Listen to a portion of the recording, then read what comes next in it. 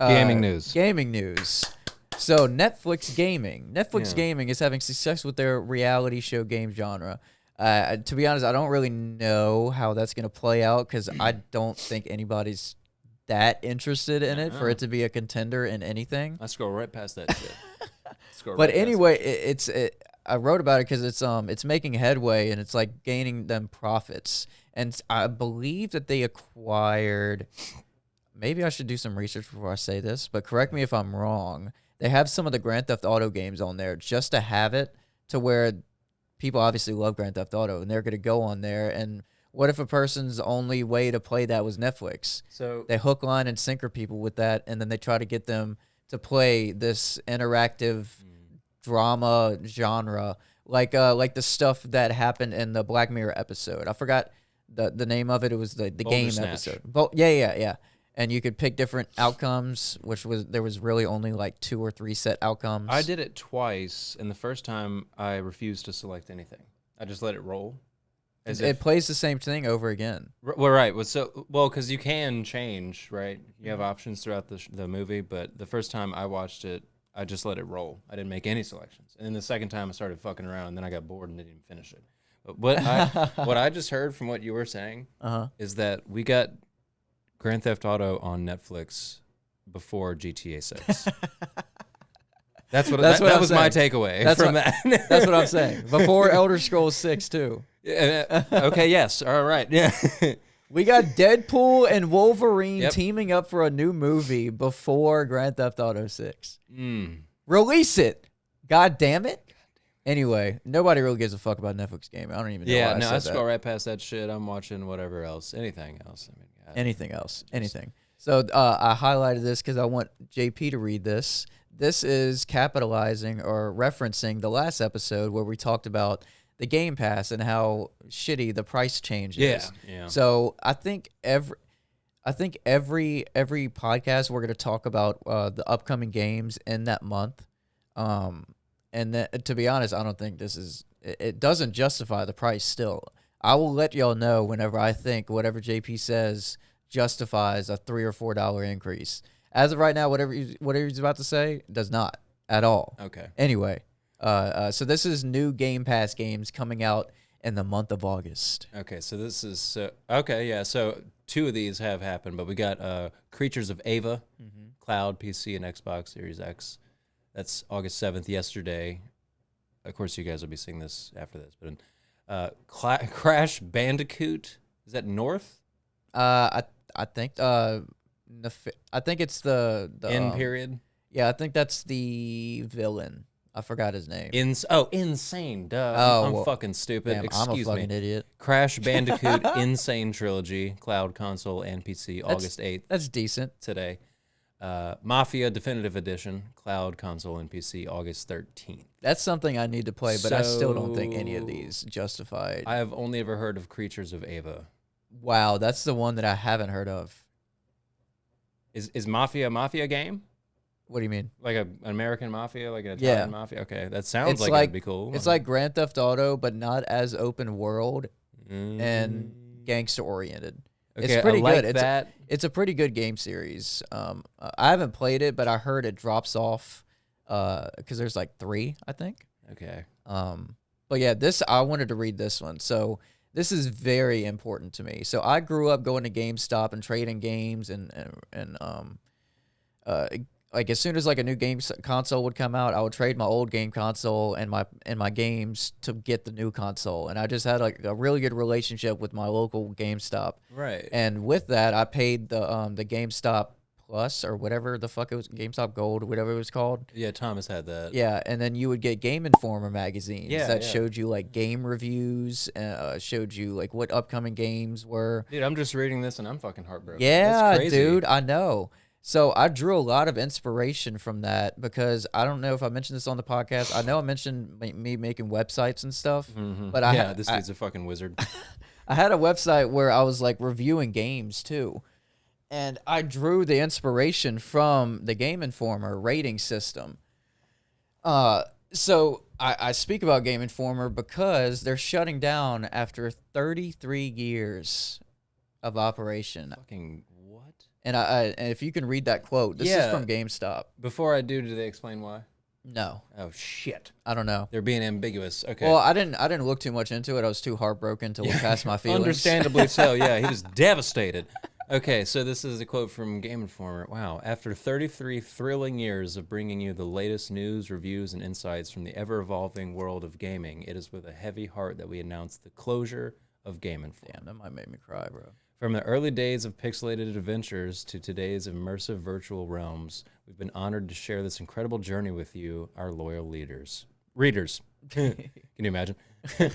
While our presses may stop, the passion for gaming that we've cultivated together will continue to live on. Thank you for being part of our epic quest, and may your own gaming adventures never end. God damn it. God damn it. Sadness. Like, honestly, that's very well written. Very well written. But, fuck. 33 I remember years. flipping through Game Informer when Thomas was like, all right, I'm done with this one. Dude, I have all of them. Well, not all of them, but all the ones that I've bought and that have gone to the house, I have all of them still. I should have fucking brought some. I remember them getting mailed to my dad's place, dude. And Thomas was always like he would run to the mailbox. Yeah, dude. I was so fucking hyped whenever that new magazine would come out. It'd show because you didn't have, I feel like, wait, when, can you look up when Game Informer started? 33 years ago. What is that? Damn, I didn't know it was that old. Fuck. Well, 33 years ago would be 90s. 1996. What? 1997. No, that can't be right. 2001. Yeah. No, I'm fucking, dude, I'm not doing this. You don't have to. You don't have to. We can bail. Because I'm like, wait, I was born in 96. 1991. I was right. Yeah, 1991. Yeah. Okay. God damn, dude. I was about to say, dude, because they were talking about the old. first pixelated games, so they must have been talking about Metroid. Yeah. Fuck. Or 2D worlds and stuff. I didn't know it was that old, man. Yeah. Shit, my brother Daryl was probably fucking with Game Informer. I think because Thomas was born in 94. I was 96. Damn, Daryl, my oldest brother. 87. That's crazy. My oldest brother was born in 87, so he was probably fucking with Game Informer a few years after it started. Yeah. Fuck. That's old, man. Fuck. Yeah, I'm almost 30. Yeah, you saying 96, 97 and saying 33, I'm like, bro, I'm not that old. Wait a damn minute. Wait a damn minute. Hold the fuck up, bro. I'm not that old. You fuck. Yeah, dude, I'm about to turn 28 next month. So oh, no shit. I'm encroaching, bro. It's happening. Dude. It's fucking happening. I already hit the 28, man. It's this past June. It's brutal. You feel it. Ooh. I started feeling it 25, start getting back pains, having to adjust your chair to accommodate. Almost like that's not even an example. That's something that literally happened. It's fucking happening. Like, this is an actuality. You know what I attribute that to? Because whenever I was in grade school, I never went to my locker because I hated the whole process of going to my locker and just taking out all the books, putting it back in there. I fucking hated it. So I had a big enough backpack to carry all of my books. The textbooks. Yes. You're talking about the textbooks. For each class of the day. For each class. You psychopath. No, I would never do that. And so, like, I was always hunched over because it's heavy as shit. And I'm like, lean forward. And dude, that's how my posture is. I can just picture little Chris with his fucking gigantic maxed out JanSport backpack. Yep. And you're just Quasimodoing through the hallways. That's where these fucking these thunder thighs come from. You know what, dude? We're suing Parkview. It's happening for damages and emotional stress, which we're actually going to get into later. Oh, we're going to get into right now. Speaking of emotional distress, Star Wars Outlaws. Bruh, Star Wars. I love Star Wars, right? Open world Star Wars. You would think it would be a piece of cake. You would think it would be a killer game. Well, it has potential. It does. But they've released some gameplay, some actual gameplay, and the trailers are just so different than the gameplay. It's raising a lot of questions. Like, you know how movies make the movie look fucking amazing in like a 30-second teaser trailer? Mm-hmm. That's exactly what's happening with Star Wars Outlaws. And a lot of people are saying, from what I see, the mechanics look awful. They don't look good at all. Like, there's forced stealth missions. Nobody wants to do that. Everybody, like, if you want open world, you can do anything you want. You can either do stealth or you don't want to do stealth. It's the choice. And for them making you do certain things, it makes it more linear. and it doesn't feel as open world. Mm-hmm. Oh yeah, another thing. This is gonna fucking piss me off. After launch, Star Wars Outlaws season pass owners will be able to continue their journey across the galaxy with 2 story packs. You know what that is, right? You know what they're doing. They're making you buy a season pass so they can release content throughout the year. That's what everybody's doing now, and I'm still gonna fucking bitch about it. We talked about that in 118. Yep. So they're doing. So let me get this straight, just because I'm not right. So the season pass, if you don't get it, you have to outright purchase the DLC for a little bit more. So you pay like $19.99, let's say, for a season pass, and then you'll get the DLC. Versus if you don't get it, you probably have to pay for like $14 a piece. Yeah, it'll be more. So they incentivize it by doing that. Yeah, hook, line, and sinker, dude. Hook, line, and fucking sinker. Okay. Why not just you know that the Dungeons and Dragons shit I talked to you about, the Baldur's Gate 3 game? Yeah. The reason why that shook up the gaming world was because that is the first game in a really long time that they didn't plan on releasing DLC for it, because they were like, everything's already in the game. Enjoy. Yeah. So that's how you're supposed to play. I mean, that's how you're supposed to make games, bro. Yeah. Fuck. I thought that's what. Yeah, isn't that what's supposed to be like? Exactly, but now it's God like, damn it! Now it's launches like Star Wars Outlaws. They release a really shitty base game, man. And then they're like, okay, well, buy this for $69.99, and just we're gonna come out with updates. It's gonna get better, I promise. So, I have a theory as to why Game Informer might have committed suicide. It's because most people don't like physical stuff now.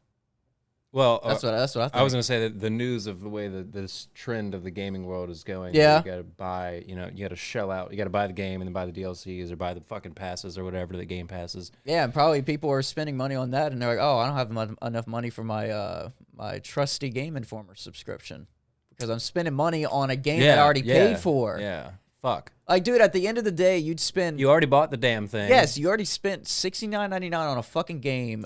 $20 on a season pass, and probably like another $20, $30 on future DLC. So this is kind of unrelated, but this is the same trend that's happening with EVs, electronic vehicles. You can pay for certain like software releases to get cool shit for like Teslas and stuff. Damn, that's interesting. I didn't know that. Yeah, there's a trend. So Ford has EV trucks now, and they have things that you can pay extra for down the road. Like you can buy the truck at MSRP. Dude, it's like the video game. Yeah, dude, it's microtransactions. Yeah, dude, they have over-the-air like software updates for Ford EVs and Teslas and everybody else that's doing it, Sumas and stuff. And they like, so you buy the truck, you drive it off the lot, or you buy the vehicle, you drive it off the lot, you own it for like 3 or 4 months, and you get an update on your phone through their app that's like, hey, if you want, you can spend $199 and get this update. Okay, so are these updates, do they affect the performance of the car itself? Some of them.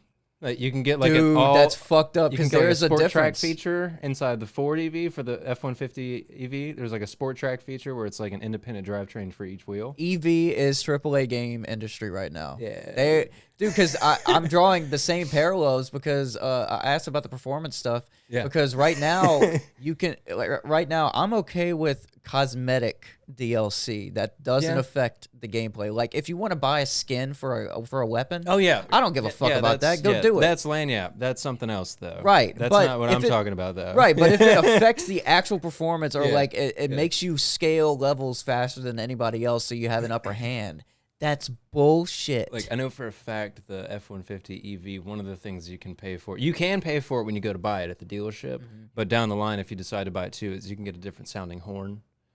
You can get like a different sounding unlock and lock sound. Yeah, I would get stuff like that, but I think... But that's more of like what you're talking about. You can change the cosmetic. Skin. Yeah, it's cosmetic. But they do have performance stuff that they can change. And like they fucking plug into your motor. It's an electric motor. That's crazy but they can plug into your motor and unlock stuff that's already there. Yeah, but you got to pay for it to unlock. Yep. Yeah. Yep, that's the same fucking so, shit. Yeah, that's a great parallel. Soon we're going to be going to restaurants, and it's like you can only order appetizers to begin with, and then if later, you want if you feel like it, you want an entree now? Okay, it's going to be more. Well, what the fuck? All right, well, okay. So it's just sucking dick all around. Yeah, exactly. It's just we're going to be hit with so many like monthly subscriptions now, and like additional charges that we're all just gonna just go fucking poor and just start They should have never shot Harambe, bro. that was the turning point. That's where it all went downhill. As soon as that happened, the people at EA were like, "We're gonna implement the microtransactions." Yeah, suddenly I got this idea. Yeah. Dude, I'm gonna be like 60 telling my grandkids, well, okay, there was this zoo in Cincinnati.